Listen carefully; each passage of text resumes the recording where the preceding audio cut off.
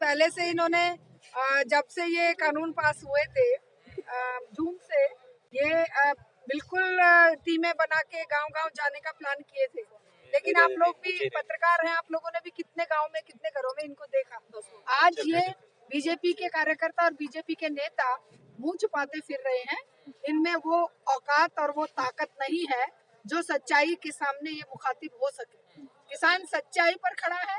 मजदूर, किसान, महिला, छात्र एकता जो है आज अपनी हक की लड़ाई लड़ रहे हैं और जो रोटी खाने वाला इंसान है वो सब इनके साथ जुड़ा हुआ है। केवल वही लोग कुछ और खाने वाले होंगे शायद जो आज इनको बदनाम करने की बात करते हैं या इनके खिलाफ कोई और आवाज उठाते हैं। लेकिन मुजफ्फरनगर से वीडियो आ रही है, खबर है कि आपस में लोग झड़प रहे हैं वहाँ पर, कुछ बीजेपी के पक्ष में कुछ किसानों के पक्ष में। देखिए, ये जो छुटपुट बातें होती है ना, ये शायद इस आंदोलन को कमजोर करने के लिए बहुत हाईलाइट की जाती है।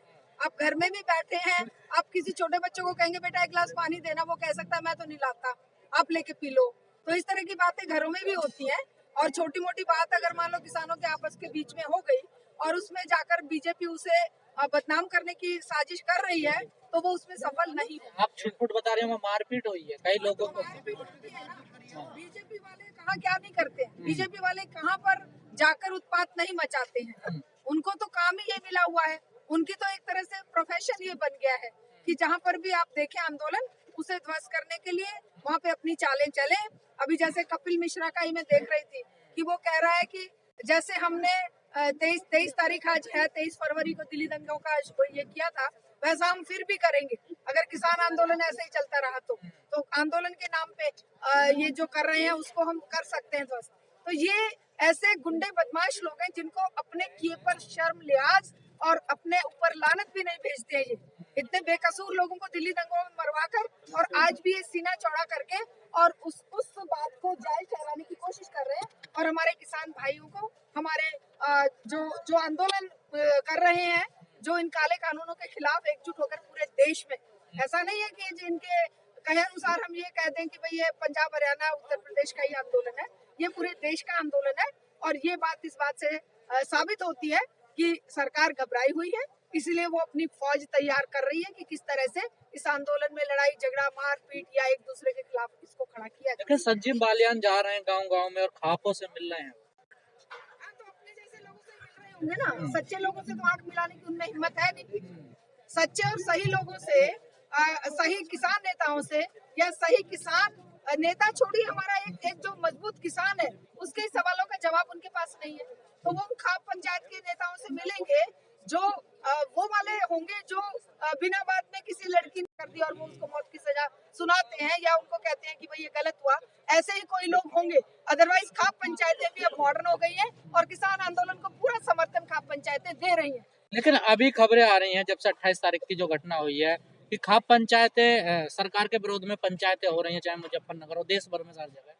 लेकिन संजीव बालियान कह रहे हैं कि ये आंदोलन जो चल रहा है देश में खाप का नहीं है। ये तो देखिए कुछ भी कहेंगे।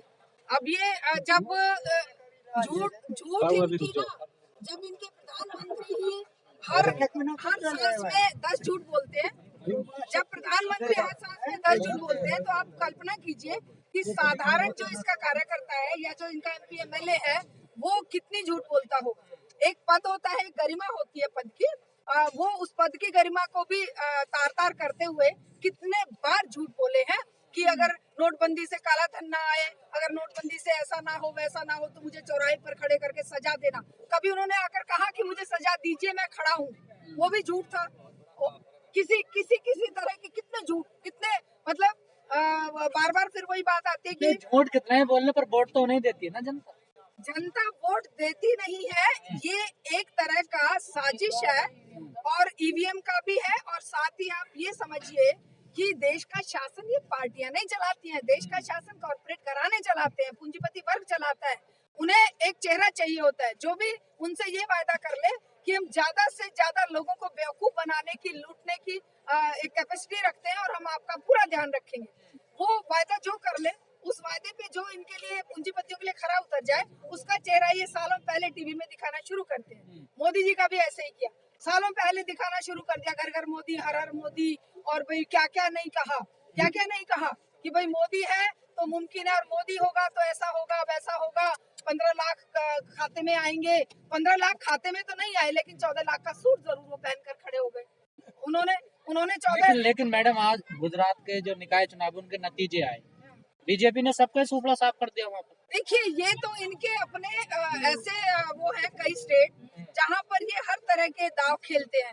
और मैं फिर से कहूँ, चुनावों पर मत जाइए, आंदोलनों पर जाइए। सरकार तो चुनाव पे जाती है ना, सरकार कहती है अच्छा काम कर रहे तभी तो लोग हमें वोट दे रहे हैं। ये चुनावों का खोखलापन अब जनता के सामने साबित हो रहा है, और चुनावों से विश्वास जनता का उठता जा रहा है। क्यों? क्योंकि कभी ईवीएम लाएंगे, कभी ये करते थे कि भाई बूथ लूट लिए, कभी ये करते थे फेक वोटिंग करवा दी, कभी अपने गुंडे बदमाशों को, दादाओं को छोड़ देते थे कि भाई तुम जाओ और उस बूथ कैप्चर करके वहाँ पर वोटिंग अपनी करवाना। तो चुनाव जो है एक खेल है, और इस खेल से अब पर्दा उठ रहा है। कभी ईवीएम के नाम पर ये धांधली करके जिताएंगे, और कभी विपक्ष को भी जीतने देंगे। ईवीएम का विरोध ना कर पाए, पंजाब में जिता दिया, बड़े चुनाव में खुद जीतेंगे, छोटे चुनाव में विपक्ष को भी जैसे चुनाव तो बैलेट पेपर से होते हैं। इन्हीं अगर बैलेट पेपर से होते हैं ना, तो बैलेट पेपर में भी अपने तरीके से ये सब कुछ करना जानते हैं। ऐसा नहीं है कि भाई वो चुनाव जैसे नतीजे आ जाए, ऐसा तो लगता है कि गुजरात की जो जनता है उसे कोई फर्क ही नहीं है, किसान कानूनों से कोई फर्क नहीं पड़ता। अगर गुजरात की जनता को फर्क नहीं है, आप इससे ये अंदाजा लगाएंगे तो ये गलत होगा। क्योंकि सिंघू बॉर्डर पर गुजरात के किसानों की टीम मैंने खुद देखी है, और सिंघू बॉर्डर पे यहाँ तो मैं नहीं मिली हूँ, लेकिन वहाँ पर मैं गुजरात के किसान नेताओं से भी मिली हूँ, और बहुत बड़ी टीम वहाँ पर सिंघू बॉर्डर पर आई हुई थी। और गुजरात में भी खुद आप अगर जाकर देखें, बहुत बुरा हाल है किसानों का। उनका तो हरियाणा पंजाब से ज्यादा बुरा हाल है, क्योंकि वहाँ पर तो ये एमएसपी और इसकी कहानी कुछ मायने नहीं रखती। आप साहब का एक बयान आया था अभी, उन्होंने कहा अगर एक फसल हमें नष्ट करनी पड़े तो हम उसे नष्ट कर भी देंगे। और कई जगह से वीडियो आई कि कुछ लोगों ने खड़े गेहूं पे अपनी फसलें नष्ट कर भी दी। देखिए, ये इस बात को तो मैं जायज नहीं मानूंगी। चाहे टिकैत साहब ने किसी भाव में कही होगी, उनका भाव ये नहीं रहा होगा कि वो फसलें नष्ट करें, क्योंकि देखिए, इस पृथ्वी पर जीव जगत का हर प्राणी किसान पर निर्भर करता है, चाहे वो चींटी है, चाहे वो बड़े से बड़ा पहलवान है, क्योंकि खाना किसान ही प्रोवाइड कराता है। एक चींटी भी अगर कुछ आटे का दाना लेती है तो किसान का उगाया हुआ लेती है, तो किसान ऐसी बात कभी करेगा नहीं। हाँ, ये हो सकता है कि गुस्से में वो जितनी मेहनत से अपनी फसलें तैयार करके काटता था और जिस हिसाब से वो काम करता था, उसमें अब रोष और दुख और कष्ट के कारण हो सकता है कि वो कहीं कहीं पर ये सोच रहा हो कि भाई इसकी जगह कुछ और लगा देता हूँ, इसमें ज्यादा देखभाल की जरूरत पड़ रही है।